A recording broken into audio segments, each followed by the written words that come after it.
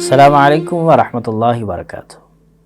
معزز ناظرین، نماز کے واجبات سے متعلق بات چل رہی ہے۔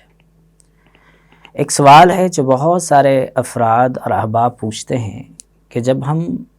جماعت کے ساتھ نماز پڑھ رہے ہوں امام کے پیچھے، اور اس وقت میں جب امام صاحب قرات کر رہے ہوں، چاہے وہ نماز جہری ہو یعنی اس میں قرات زور سے کی جا رہی ہو، یا نماز کے اندر قرات سری ہو یعنی آہستہ نماز پڑھی جا رہی ہو، جیسے عصر کی نماز ہے، ظہر کی نماز ہے، اور جہری نمازیں جیسے فجر کی نماز ہے، مغرب ہے، عشاء ہے، تو جب امام صاحب چاہے آہستہ قرات کرتے رہیں یا آواز سے قرات کریں، اس صورت میں پیچھے کھڑے ہونے والے مصلیوں اور مقتدیوں کے لیے قرات کرنا ضروری ہے، یعنی سورہ فاتحہ کا پڑھنا ضروری ہے۔ اور بہت سارے احباب نامعلوم ہونے کی وجہ سے شاید پیچھے قرات بھی وہ اپنے سے پڑھتے رہتے ہیں۔ اس سلسلے میں پہلی بات تو یہ یاد رکھنی چاہیے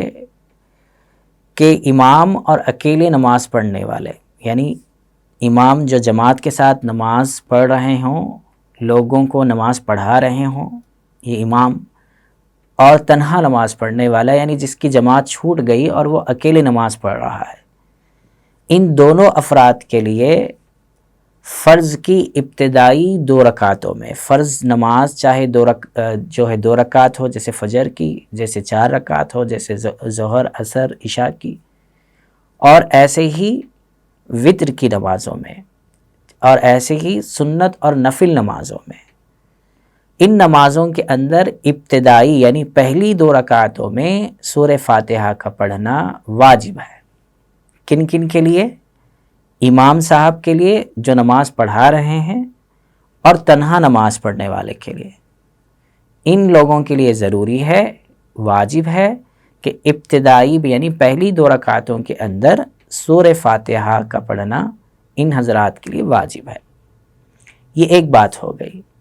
دوسری بات، وہی سوال جو پہلے ہم نے کیا اور اس کی وضاحت کی کہ مقتدی یعنی مصلی جو امام صاحب کے پیچھے نماز پڑھ رہے ہوں، چاہے وہ جہری نماز ہو چاہے سری، اس میں کیا مقتدی کا سورہ فاتحہ کا پڑھنا واجب ہے؟ تو علماء لکھتے ہیں کہ واجب نہیں ہے، یعنی ان کا خاموش رہنا واجب ہے، ضروری ہے۔ کیوں؟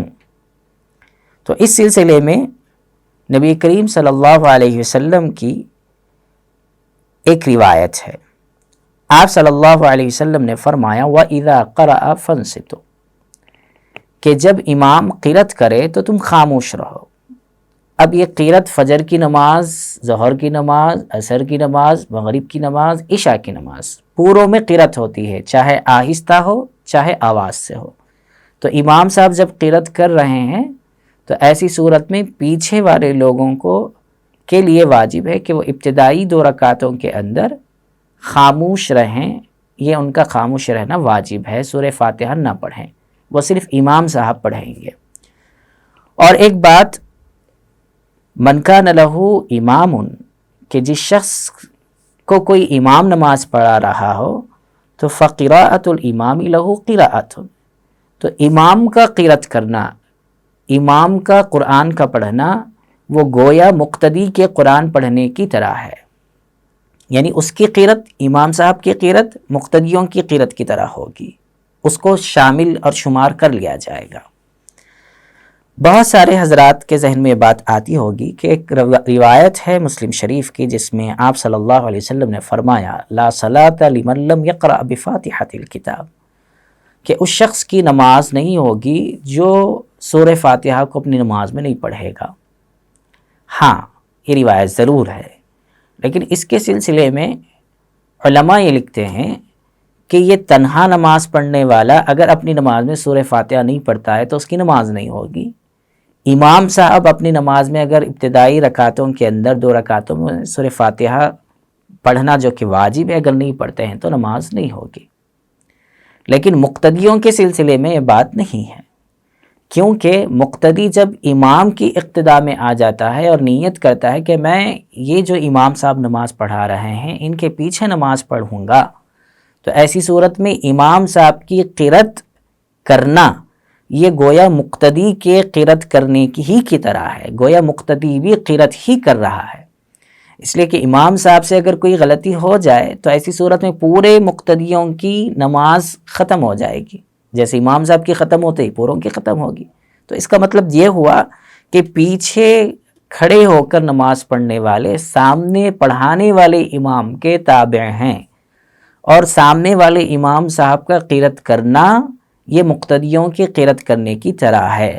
تو لہٰذا جب جماعت کے ساتھ نماز پڑھائی جا رہی ہو یا پڑھی جا رہی ہو تو اس میں امام صاحب نے جب سورہ فاتحہ ابتدائی رکعتوں میں پڑھ لیا